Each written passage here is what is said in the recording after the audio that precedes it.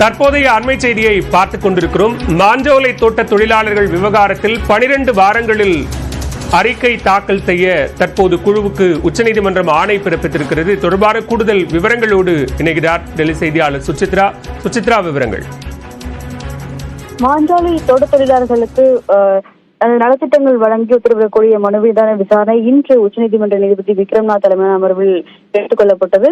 மிக முக்கியமாக மாஞ்சோலை பகுதியில் பாதுகாக்கப்பட்ட வனப்பகுதியை தற்பொழுது நார்மல் வனமாக மாற்றும் திட்டத்தை தமிழக அரசு முயற்சித்து வருகிறது என்ற ஒரு குற்றச்சாட்டை மனுதாரர்கள் முன்வைத்த நிலையில் மிக முக்கியமாக மாஞ்சோலை வனப்பகுதியில் தேயிலை தோட்டத்தை தவிர மற்ற பயிர்கள் ஏதேனும் நடப்பட்டு அது தொடர்பான பணிகள் நடைபெற்று வருகிறதா என்பது தொடர்பான ஆய்வு செய்து அது தொடர்பான அறிக்கையை தாக்கல் செய்வதற்கான ஒரு உத்தரவை மத்திய குழுவிற்கு தற்பொழுது உச்சநீதிமன்றம் உத்தரவாக பிறப்பித்திருக்கிறது. 12 வாரங்களுக்குள் நேரடியாக மாஞ்சோலை சென்று ஆய்வு செய்து பாதுகாக்கப்பட்ட வனப்பகுதி என்பது எவ்வாறு உள்ளது என்பது தொடர்பான ஒரு விரிவான அறிக்கையை தான் அவர்கள் தாக்கல் செய்ய வேண்டும். 12 வாரங்களுக்குள் இந்த அறிக்கையை உச்சநீதிமன்றத்தில் தாக்கல் செய்ய வேண்டும் என்ற ஒரு உத்தரவையும் அவர்கள் பிறப்பித்துள்ளது மிக முக்கியமாக பார்க்கப்படுகிறது.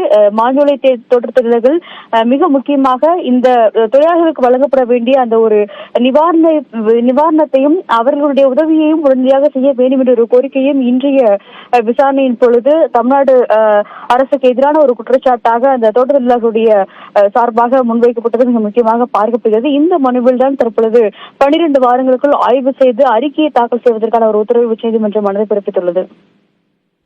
விவரங்களுக்கு நன்றி சுசித்ரா.